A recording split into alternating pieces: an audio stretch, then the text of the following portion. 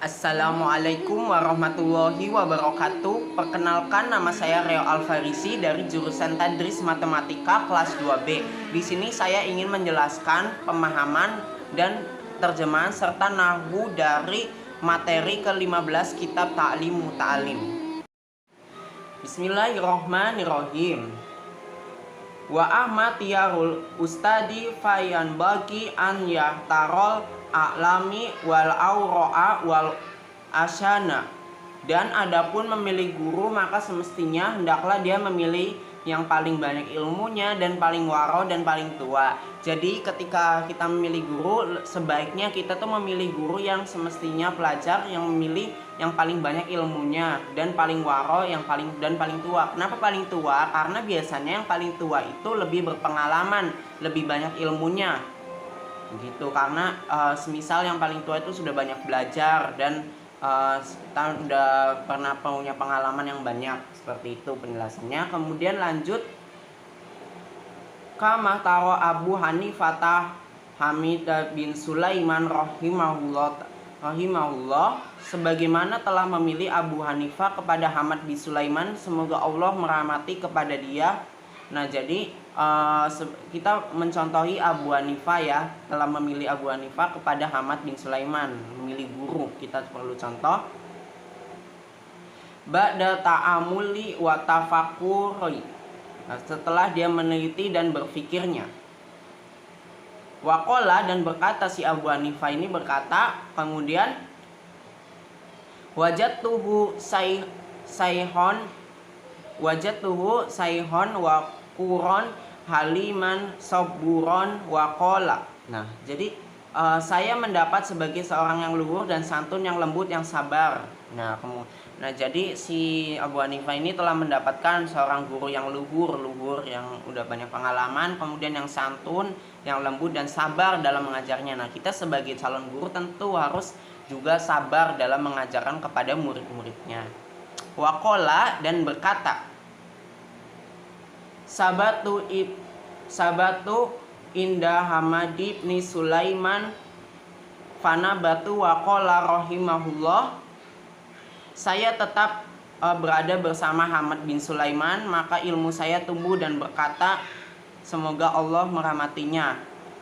Samirtu hakiman min hukamai Samarfandi, saya mendengar seorang orang bijak yang di daerah Samarkand. Jadi daerahnya ini tuh disamakan, maksudnya tidak diketahui ya, tidak diberitahu di dalam kitab Ta'lim Muta'alim ini, dari orang yang berkata orang bijak. Nah, jadi dari orang yang berasal. Kemudian lanjutin lagi, qala inna wahidan min tulabatil ilmi, ya, ada orang diantara pelajar syawaroni fi tolabil ilmi wa kana azaman ala zahabi, telah mengajak kepadaku dalam mencari ilmu dan adalah belajar bersama untuk pergi ke daerah Buhuro. Nah, jadi maksudnya ini ada orang yang mengajak untuk menuntut ilmu, kemudian diajaknya ke daerah Buhuro. Nah, tujuannya ini untuk menuntut ilmu. Kemudian lanjut, litolibil ilmi wa hakaza yang bagi an yusawiru fi kulli amrin. Nah, apa nih? Untuk mencari ilmu, dan demikianlah semestinya pelajar untuk bermusyawarah dalam setiap urusan. Nah, jadi maksudnya dalam kitab ini tuh disampaikan bahwa kita sebagai seorang pelajar ataupun mahasiswa, jika kita memiliki masalah misalnya dalam organisasi, sebaiknya tuh dimusyawarahkan, di voting pemilihan suara terbanyak, atau dirembukin, didiskusikan supaya tidak terjadi masalah dan supaya adil. Karena dengan musyawarah ini tuh juga dapat menyelesaikan segala urusan permasalahan atau urusan apapun ya. Contohnya dalam belajar kita juga perlu diskusi bareng-bareng.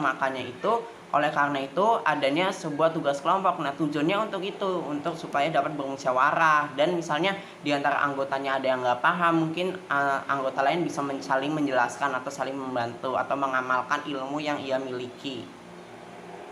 Kemudian lanjut, fa innallaha ta'ala amra Rasulullah sallallahu alaihi wasallam wasallam bil musyawarati fi kulli umuri.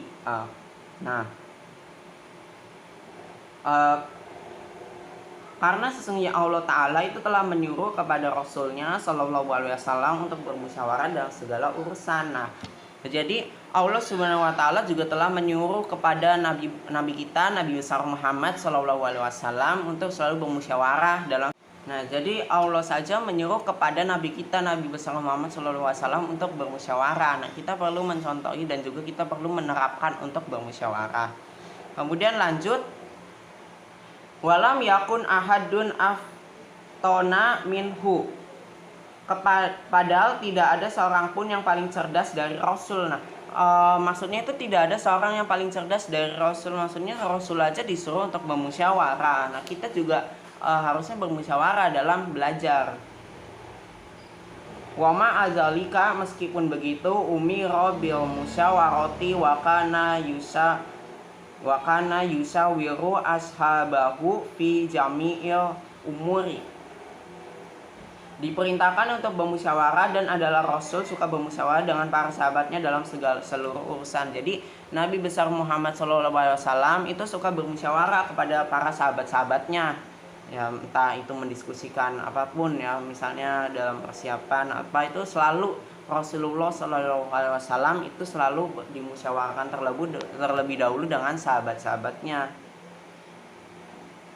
Hatta hawa ijil baiti, sampai masalah kebutuhan rumah tangga, bahkan sampai masalah kebutuhan rumah. Nah, qala Ali karamallahu wajhahu ma halaka amru'u an musyawarati. Berkata Ali, semoga Allah memuliakan wajahnya, tidak akan celaka seseorang dari hasil musyawarah. Jadi ketika seseorang sudah bermusyawarah, insya Allah tidak akan ada hasil yang celaka. Karena musyawarah itu kan kesepakatan bersama, jadi harus dengan persetujuan bareng-bareng. Nah, jadi tidak ada yang menjadi tim kontra atau tim pro lagi, jadi semua adil atau netral, seperti itu. Selanjutnya adalah penjelasan mengenai ilmu nahunya. Jadi yang akan dijelaskan ini yang pertama ada fiil, kemudian ada isim, dan juga ada kalimah huruf. Nah, yang pertama kita perlu tahu dulu nih fiil. Fiil itu memang kata kerja atau verba. Misalnya yakulu, sedang makan, mengetahui artinya. Tanda-tandanya dimasuki ora di depan. Kemudian ada isim. Isim itu kata benda. Kata benda nomina atau sifat. Contohnya Fatimah asyara, singa, nur, cahaya, itu tuh isim kata benda. Ya, kemudian untuk mengetahui artinya, mengetahui tanda-tandanya dimasuki tanwin di belakang. Yang kedua depannya dimasukin alif lam dari di dalam. Kemudian yang ketiga dimasuki huruf jar. Ya, huruf jar itu fa, ain, la, so, terus seperti ta, sudut. Kemudian yang keempat itu dimasukin huruf kosam. Kosam itu ta, ba, waw. Kemudian yang kelima dimasukin huruf mu, mi, ma. Nah, kemudian ada kalimat huruf. Apa itu kalimat huruf? Kalimat huruf itu kalimat yang menunjukkan makna sempurna bersamaan dengan lafaz lain. Tanda-tanda kalimat huruf tidak dimasuki. Nah, kalimat tidak dimasuki tanda-tanda fiil, ya, tidak ada arti atau saya belum jelas maknanya. Baik, akan saya jelaskan sedikit ya dalam materi 15 ini. Yang pertama itu isim. Misalnya kayak ada huruf nih, fi hadisi, dalam bukan, maksudnya dalam ini nih, contohnya al ustadi. Nah, al ustadi ini termasuk isim muzakkar. Nah, al ustadi, ustad atau guru. Kemudian lanjut ada huruf, misalnya ayah taro. Nah, misalnya an, cuman an, itu kan hendaklah. Nah, itu kan masih belum jelas, berarti ini kayak ba'da dong, kan belum jelas, maka disebut huruf. Kemudian ada wakuron. Nah, sayhan itu isim. Kemudian ada sabun, itu juga termasuk isim, yang sabar itu kan sifat. Kemudian ada sami'tu, saya mendengar. Nah, itu termasuk fi'il. Terus min hukamai. Nah, min itu huruf. Nah, karena belum jelas dari orang. Nah, kemudian ada iwahidan. Nah, in itu wahidan itu termasuk isim. Nah, kemudian ada min tula batil ilmi. Kalau cuma min itu huruf, karena kan belum jelas, makanya min diantara apa. Kemudian lanjut ada isim al ilmi. Al ilmi itu termasuk isim. Kemudian ada fi kulau umuri. Nah, kalau fi doang itu namanya huruf karena belum jelas. Nah, kemudian lanjut lagi ada al-baiti. Al-baiti itu isim. Kemudian aliyun itu isim ya, karena ali kayak tadi contohnya kan isim itu ada Fatimah. Kemudian ada contohan musyawarati an. Kalau cuma an doang itu termasuknya huruf. Nah tapi kalau musyawarati itu isim itu karena huruf itu belum jelas. Kemudian amruun itu seseorang tuh isim termasuknya. Baik, sekian penjelasan dari saya, kurang lebihnya mohon maaf. Wassalamualaikum warahmatullahi wabarakatuh. Syukron.